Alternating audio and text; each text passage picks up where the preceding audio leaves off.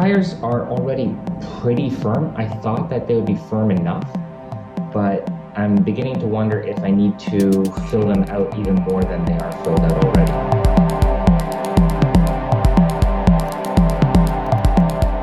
Now that ROVer's been sitting on his tires and wheels, I've been noticing something every morning when I go to kind of move him, just for the sake of moving him.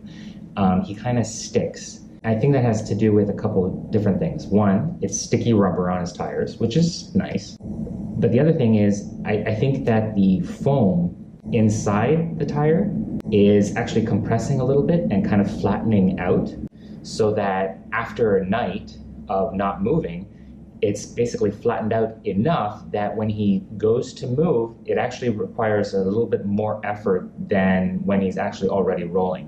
And even more so, when I move him back, that compression is still there. So it actually probably takes a little while for that foam to kind of decompress. So there's that kind of bump after he's been sitting motionless for a little while. So right now he's kind of in that groove where he's been sitting all night. And you can see that before he starts rolling, and if I bring him back, he kind of falls into that same groove. So there's definitely some sort of compression, and it's at all three corners. So I thought maybe it had to do with kind of that groove. So I thought that maybe it had to do with where my additional foam was cut inside the tire, but it's unlikely that that would be exactly the same spot in all three corners. So it's got to be just the compression. So I know that the foam that I'm using is not ideal, but it's something. And if it helps a little bit to firm up the wheels, I really love the look of these tires. I know that aesthetics shouldn't play into it, but they do. And if we can just firm them up a little bit, I think that might help quite a bit. Let me show you what I've done inside. So this was done 2 years ago, back when I actually purchased these tires.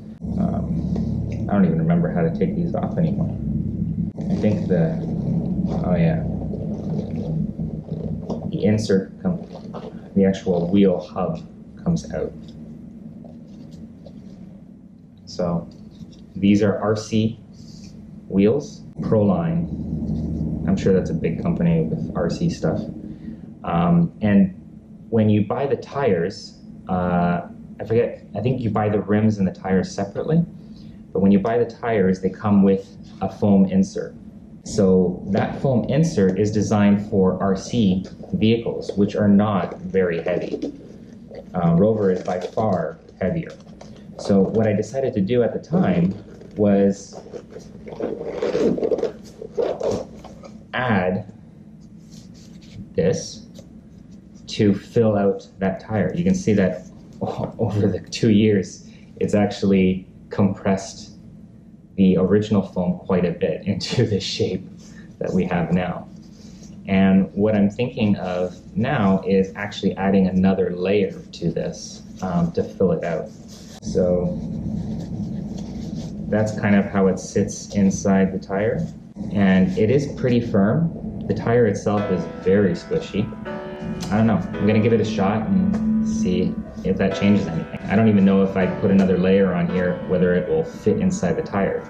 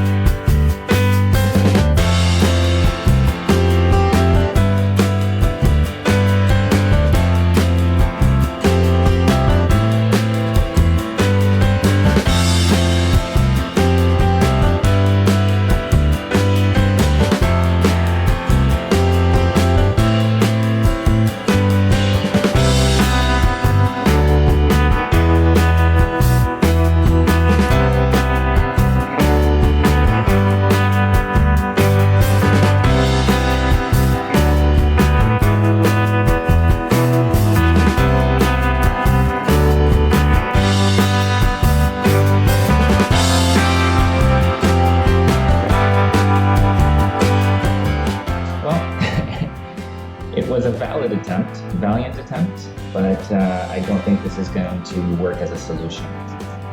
As you can see, I don't have it all the way in.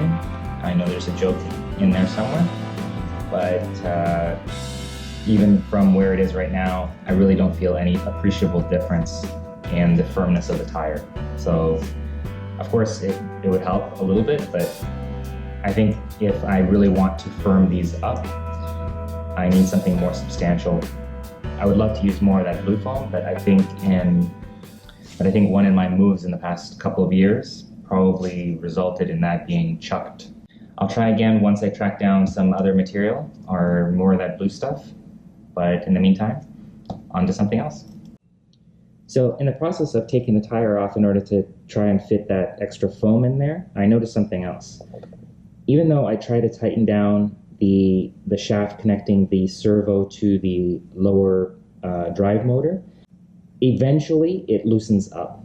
So I'm going to have to find another solution. I don't know yet what that is. I think I mentioned this in a previous episode. It's a swivel ball bearing from Servo City. I think roboshop.ca and .com also sell them. And it's not ideal, but maybe this will work as a better solution. Let me show you what I mean. When the ROVer's weight is pushing down on the tire and the motor, this is a reasonably good fit. However, the reality of it is that it moves around quite a lot when there's no weight on it.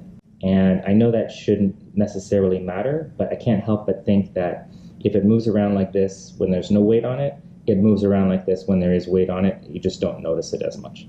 What that translates to is a wheel that's out of alignment. So this is kind of perfectly perpendicular. If there's movement like this, and because the wheel is offset from kind of the center line, that means that this basically gets shifted up and the wheel itself is at a camber. So I'm exaggerating here to make a point, but it's like this instead of vertical. And that obviously affects the drive dynamics.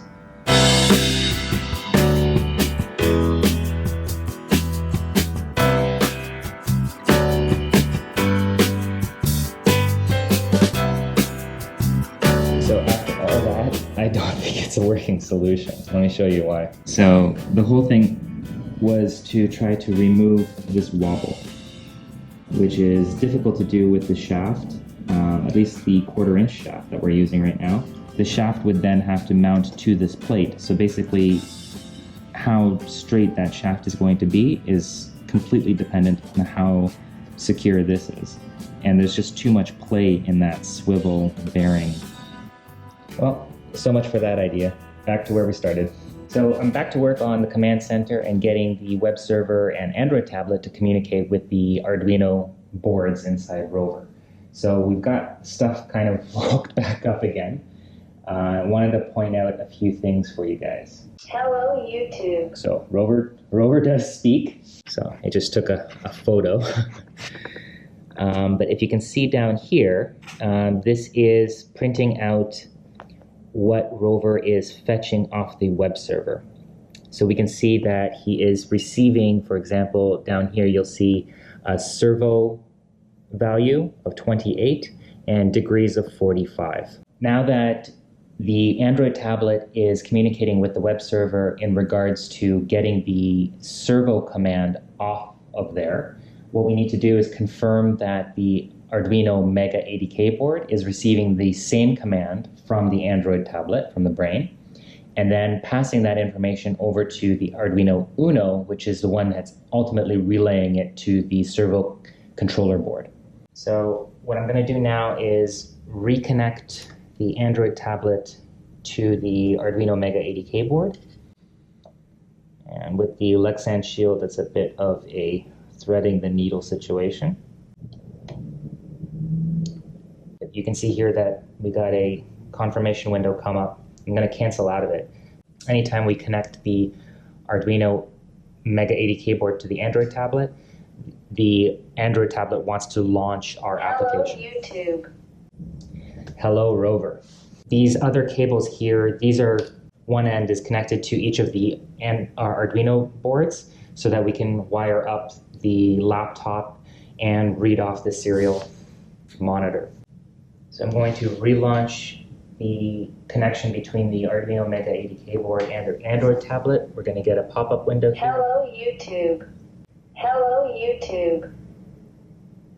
So we've got a connected confirmation command, and then successfully we're seeing on the on the serial panel here, we're seeing the successful message coming from the Android tablet saying that as a target of rotate, the servo value of 28 and degrees of 45, which is the same values that we saw over on the Android tablet, which is what it's fetching off the web server.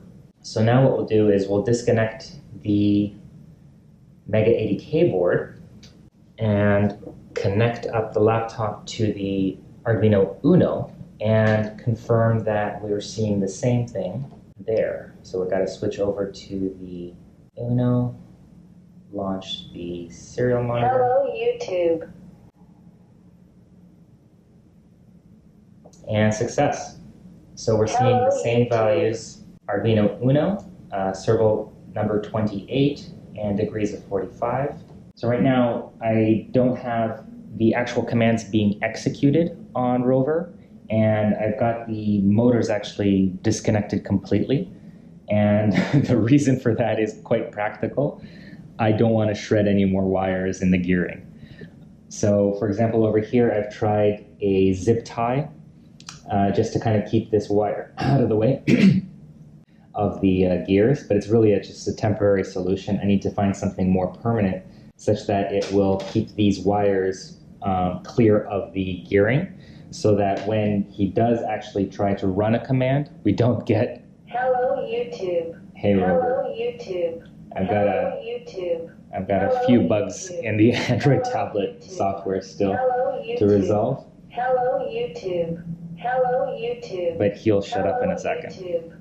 And so I've got a few ideas. One thing that I want to try is kind of a spiral binding sort of solution, the same sort of thing that you might see on a notebook, and see if I can wrap that around these cables in order to kind of stiffen them. If that works, it'll stiffen them in such a way that I can actually manipulate them into an orientation that's clear of the servo gears.